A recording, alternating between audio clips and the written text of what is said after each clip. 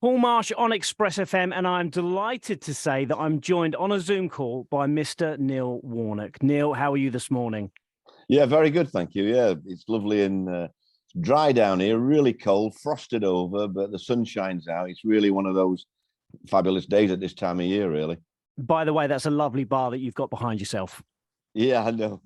I put it there. I put my Zoom on the table here. That's all. But it's one of those. Over the years, I've always collected whiskies and Scotch when I've gone up to Scotland and in the islands up there, and so I do like. I don't drink a lot of it, but I collect a lot of it. Oh, well, there you go. I mean, let the other people drink it. Why not? Yeah, that's right. Right, you're down in Portsmouth on Thursday, the 25th of May for your Are You With Me tour. Now, I will say now, I'm going to repeat this at the end, but if you want to buy tickets for that, you can either do that through the Portsmouth Guildhall, or you can go to Neil's personal Twitter, Warnock Official, and click the Universal Ticket link in the bio. So I'm sure that is going to be a phenomenal night because, as you well know, the Portsmouth crowd can be a little bit rowdy at times. I've had some really great battles over the years, and they've always, when I'm stood up in my dugout trying to shout instructions on when I've been at Portsmouth, they've drowned me out, the fans behind me. In the end, I have to give up. The lads have no chance of hearing you. They're so vociferous, and they have been since day one, since I went down there. So it's nothing changes really. That's why I said to Steve, my man who's doing these shows, I said, I want to do one in Portsmouth. They might not be able to hear me because they'll probably drown me out, but I said it'll be fun. So, we found out during the show that, you came close to getting the Pompey job twice. We won't go too much into that. We'll leave that for those who buy a ticket for your show. But over the years, what has been your impression of Portsmouth and Fratton Park? It's always been one of them places that, for me, I've always wanted to manage there, Portsmouth. It's been one of those things that when I get fans like that are so vociferous, so noisy, so supportive. I mean, when they start singing and the Portsmouth chimes and all Pompey chimes and that, it's just something that it's my kind of club. It's sort of what I call a bread and butter club, in the fact that they're down to earth people, the fans. They like you to rib them. They rib you back. They give me stick, and they know that I give them a bit of stick as well. So, and it is taken in good spirit, really. A lot of the modern stadiums haven't got that personality. They haven't got that. What I love as a manager, that sort of togetherness that you feel together. Yeah. Almost when you stood on that touchline, you're almost shouting for the fans as much as yourself, and so it's always been, one of my things to try and manage there, but it's unfortunately not been able to do it. So it's one of the disappointments. I haven't had many really in football. I've managed most clubs. Well, obviously, the rumours were that you offered your services to Portsmouth until the end of the season, which, in my opinion, would have certainly been a great opinion. However, Pompey went with John Mousinho, which most people will agree was a very bold decision that'll either go one way or the other. Now, you must have had various players to talk to you about management throughout the years. What advice did you give them for when they were making that transition from a player into management or coaching? I think really the main thing for me is you try and get a good chairman, try and get a good owner, somebody that you can that understands the game, and you've got more of a chance then, I think. And obviously, a chief exec who's the owner's mouthpiece are very important as well. For a young manager, you've not really got many options. You've just got to get a job and hope that you can sort that part out. But I think it is important you for a young manager, that because it's so difficult now. When I started, there were no phone-ins, there were no people. I always tell the story about when I was at Sheffield, and they called it praise and grumble, and a night time came on after the game, and you could ring in and say something about the matches. And the first one, I was listening to it on my radio, and the chap rang up, and Warnock doesn't know what he's doing. He's got to go. His tactics are terrible. And so this the presenter, Paul Walker, I remember him. He said, "Oh, you went down today to the lane, did you? You went down to the game?" He went, "Oh, no, I listened to it on radio." And I thought, this is the guy having a go at me, and he never even been to a game. So, and if that doesn't sum up modern football fans, I don't know what does. Yeah. So I thought, well, look, you've no chance of winning here, really. So, but that's the first time it came in that, and then obviously from then you've got all the social media platforms, you've got all the fans forums. So now you've got a situation where everyone's the manager. Everyone has an opinion. Yeah. Everyone, you can't please everybody. I mean, I have tried to keep up. I like talking to fans. I like looking at the fans forum and trying to come back, but you can't really win with them. Unfortunately, you've got some that whatever you say or do, you can't please. So it's a dangerous ground now. I love reading the papers as well. So for a manager now, there's so many more things to take into consideration, and then obviously you've got to manage the team. It's like you got 25 kids to look after during the day. There's all sorts of problems that the ordinary fan can't envisage, and one of the kids got toothache, missus is going out, nipping to hospital, or the mum's not very well, and then you've got to deal upstairs. You've got to deal upstairs with the owners or whoever it is upstairs, and that's just as difficult, because you've got to try and run the club as you want. If you're doing well, you've got a good chance of getting the players that you want in. You've got to try and persuade the chief exec that they're the right ones. He's got an opinion. The chief exec all have an opinion. Some, my one, especially when I was at Middlesbrough, I think they ought to be in the manager, really. Yeah. They've all got strong opinions. So it's difficult to get players signed at times. So there's so many things, but it's a great. I mean, I've had 1,603 games. It's been my life, really, and I have enjoyed, even going back to my Gainsborough days where I first started, looking at the non-league days. I'm going to do a concert, a show at Scunthorpe where I played, and that's amalgamating with Gainsborough, and I'll just enjoy that as much. It's just I'm not changing in the way I am. Yes, I know when you manage non-league and I've gone up every division in Premier League, you've got the big hitters now. It's a lot more difficult to deal with the Premier League now, because they've all got big agents. They've all on big money. The manager, what he said was, that was it in my day. Whereas now, you can just walk out, or if you get dropped, they don't even see you. They send their agent to see you now. I've never known anything like it, really. Well, speaking of sort of that level and how it's changed, is it different for the truly great players who retire these days? I mean, look at the likes of Lampard, Gerrard and Scholes, who are arguably three of England's greatest ever midfielders. Lampard obviously just sacked on Monday. Gerrard struggled at Villa, and Scholes only ever dipped his toe in with Oldham. Why do you think that is? Why do you think it's different for these great players who may struggle to get into management? I just think that when you've been at clubs like they've been at, they've seen nothing but top class players, nothing but, when they've played themselves, they've been instrumental in so much success. And unfortunately, it's not like that. You get kicked in the teeth. You don't expect things that are coming. And it's all about experience, really. I mean, you learn by your mistakes in football. I'm sure Steven Gerrard will have learned from Villa. Frank will definitely have learned from. I thought it was a difficult job for him when he left Chelsea, because when he went to Chelsea, he couldn't really lose there because they got an embargo on. And Frank was very good with young kids. So he brought the young kids in. And they had a fantastic first season. Yes, he did. But as soon as you start spending money, then the people upstairs demand success. The fans think you can get success. That's where it becomes difficult. And I mean, the biggest problem at Everton has been recruitment. The recruitment's been terrible, really. It is. When you look at the money Everton have spent, they should be up there. But I'm no expert, same as anyone. I'm an armchair manager. But I think that, the players they have invested in have not necessarily been the best.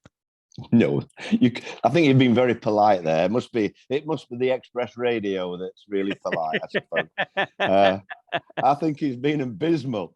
The recruitment. I mean, they criticise Machiri, and he spent £500 million. I mean, that's up there with the Uniteds and Cities and Liverpool. Yeah, it is.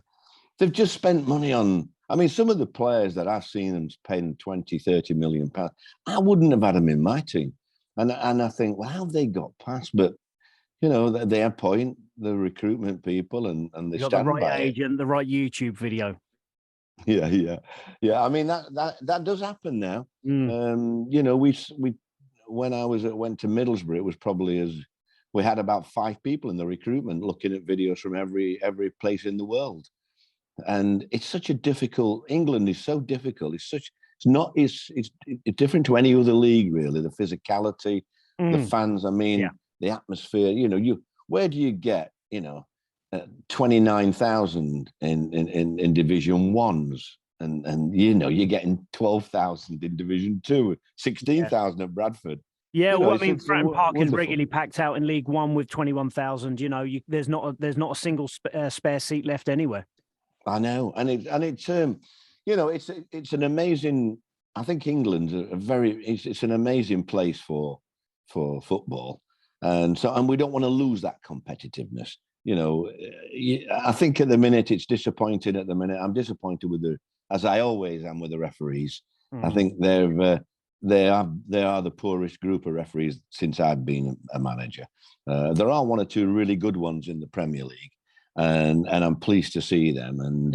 But I don't know how some have ever got to the Premier League. I'm hoping that Howard Webb coming in would change it, because he's a common sense man. He used to talk to players and handle players and have a character, whereas Mike Riley just wanted robots. He was a robot himself when he refereed, and his referees were like him. So hopefully the personality is coming back into referees, not the arrogance. No, one or two of them have got arrogance amongst them. So it's not the arrogance; it's the personality and the talking to players and handling situations. I'm hoping that Howard will try and get some ex-players, not the serious player, the lads coming to the end of the career, because they've had all the money. It's the younger lads that have finished through injury or something, like not quite made it.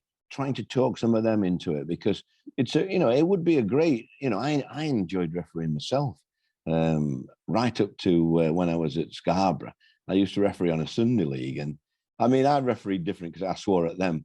Do you know what?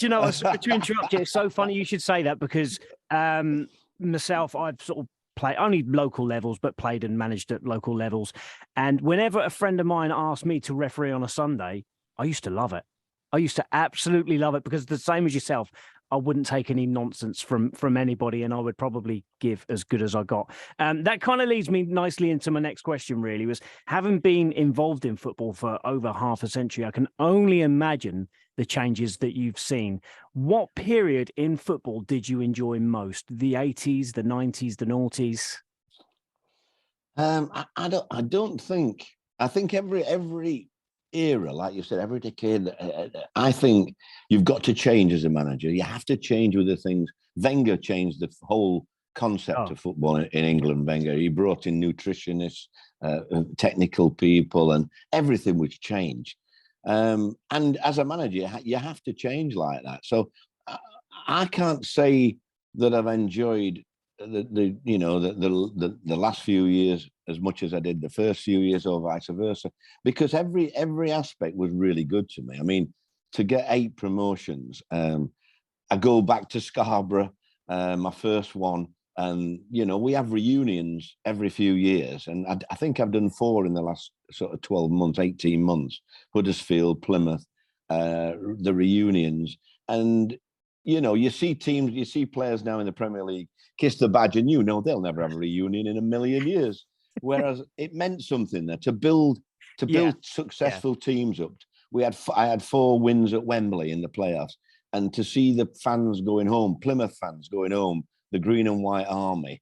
Hopefully they'll go up again this year. They'll be celebrating this year. So I think it was every era, I've had great times. Really, yes, you have bad times, and as a manager, it's how you get over them quickly, move on to the next thing, and how you change things. I've done some silly things to try and change bad runs out.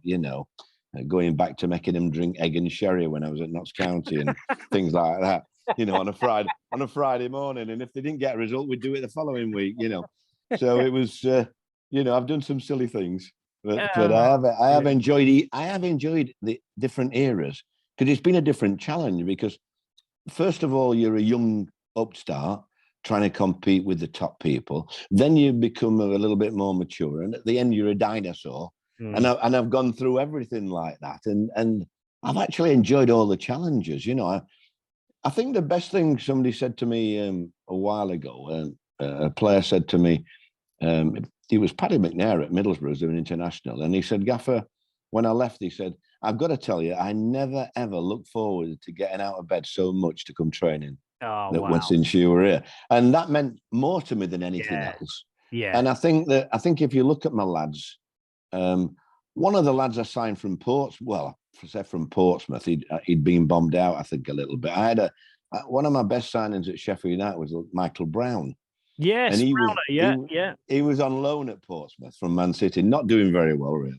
And we played him, and I just liked the way he was. And he was I found out he was a bit of a rascal. And and I thought, right, I'm going to go for him. And I actually got him on loan at Sheffield and got 25 goals out of him. It's lovely when you bring players like that and you do something with them and you get a reward. And, Michael came to my show in Sheffield, and the lads all stick together. They all meet up, and it's lovely to, when I'm in the room with them and we'd have reunions, I just look round and they've not changed. Yeah, we've all aged, but they've not changed that rapport. And to be successful, all this rubbish about coaching and your manuals and all your degrees that you get, and what a load of rubbish that is.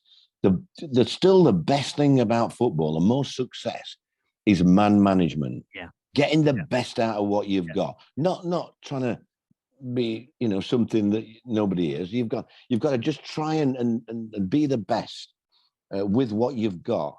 And that's what I've enjoyed more than ever. Trying to make bad players average players good, and that togetherness in the dressing room. Because when the chips are down, and they do come down, no matter where you are, what division, when the chips are down, you need to know who's in them trenches with you. And the successes I've had have been really with that group of players that I knew would die for 3 points. Yeah. The togetherness will overcome everything. Right. Listen, I'm going to ask you one more Pompey question, and then we'll finish the interview with some rapid quick-fire questions. Okay. So the last Pompey question, is there a particular Pompey team that you remember coming up against that really impressed you? Only the one with Merson. I love the team that won the championship. Yeah, and when I watched him, I thought Paul would have gone down there just to finish his career, and which I think a lot of people did think. Yeah, absolutely. And we played him. It was brilliant. I can't remember how he went on, but I knew I wanted to say to him after how pleased I was at how the much effort he put into that game against my team, and we give him some stick. And I waited for him off the pitch. He gave me his shirt. He signed me. No, he didn't give it me there and then. I waited for him, and I told him, I said, I've got to tell you, Paul, I was proud of you today. I know you're in Portsmouth colours, but I thought the way you were, the way you give everything in a shirt when you don't need to do that, it just pleased me. That's all. I just wanted to tell you. And he thanked me, and we had a little chat. And then about 20 minutes later, the knock on the door in the dressing room, and Paul came in the dressing room and said, Gaffer, will you have my shirt? I've got gooses. I've got gooses now talking about it. Brilliant. It was brilliant. It was really good, that. Oh, man. Yeah, he's an absolute hero down here in Portsmouth. The time he spent down here, he was just phenomenal. Right, I'm going to let you out of here. We've got 5 quick fire questions for you, okay? Okay. Who's the best player you worked with? Technical ability, I would say Adel Tarab at QPR. Yeah. I decided to go with him and try and win the league with him, and it worked. I don't know how I did it. Some of the escapades he got up to, but he's special talent.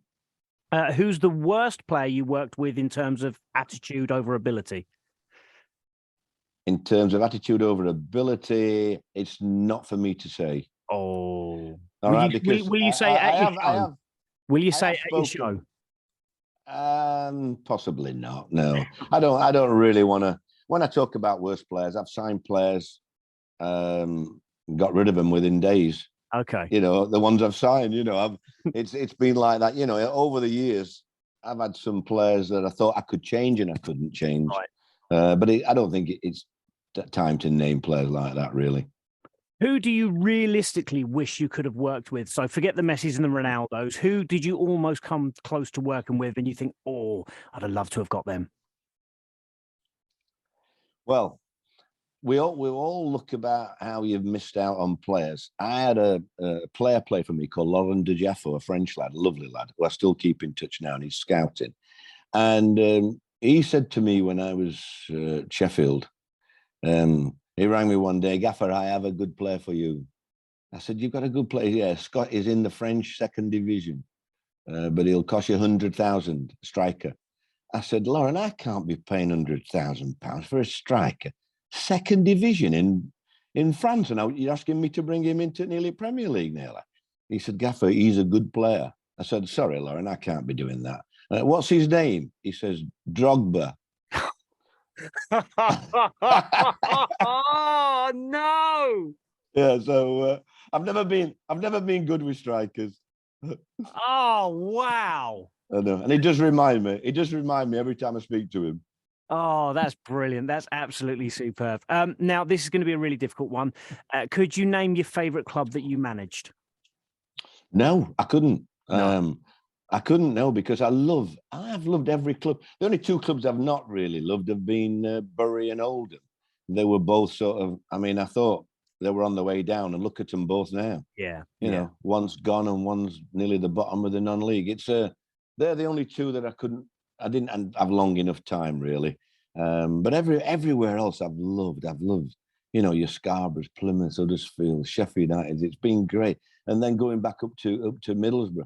I loved my time at Rotherham. I only had 16, 18 games at Rotherham, but that was as big a challenge and as much as a promotion, keeping them up because we were 6 points adrift in the championship. So I've had some great time. I think the best thing people say to me is, well, Warnock, I never wanted you as a man. I never liked you, but I'm glad you're here.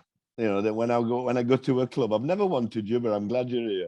Brilliant. And I've always tried to leave clubs in a better situation than I took over. So final question. Again, I know it's probably going to be another difficult one because you had so many highs throughout your career, but what is your proudest moment in football? I think possibly, I don't know about proudest moment. All the promotions were really good, but for different reasons. Your first promotion at Scarborough is so important. We were 50-1 to finish bottom. So that was a special time, and yet taking my childhood team up from, you know, to the Premier League at Sheffield United and then being written off really at QPR and Cardiff and still taking them up, even though the pundits didn't think we'd any chance whatsoever. It's just trying. I think my career's all been about proving people wrong, really. Yeah. And fighting back against all the odds. And that's why I've enjoyed these shows, because the people that come to my shows are the bread and butter. They're the people that have paid the tenner, and I got a program, and I had a hot dog on a Saturday and look forward to the games, and that's what I want to talk about in the shows. All my, I mean, I could talk for 6 hours, but I think it's about 2.5, 3 hours. Well, do you know what? I was thinking I could talk to you for hours, Neil. I've absolutely loved this. This has been fantastic. But the main thing is, if the people do want to hear you talking for 3 hours and not me, the best thing they can do is buy a ticket to Are You With Me, which is going to be at the Portsmouth Guildhall on Thursday, the 25th of May. So you can either get tickets directly from the Portsmouth Guildhall, or you can go to Neil's Twitter @WarnockOfficial and click the Universe ticket link in his bio. Neil, thank you so much for talking to me. I do really, really appreciate it. And I wish you all the best with your tour. Everything going. I hope you'll be there, Paul, won't you, on the night? I'm hoping that you'll be there on the night. I'm I'm looking forward to telling you a few more stories. Okay. Thanks for having me. That's a deal. That's a deal. Okay. Cheers. Thank you very much, Neil. All the best. Cheers. Thank you.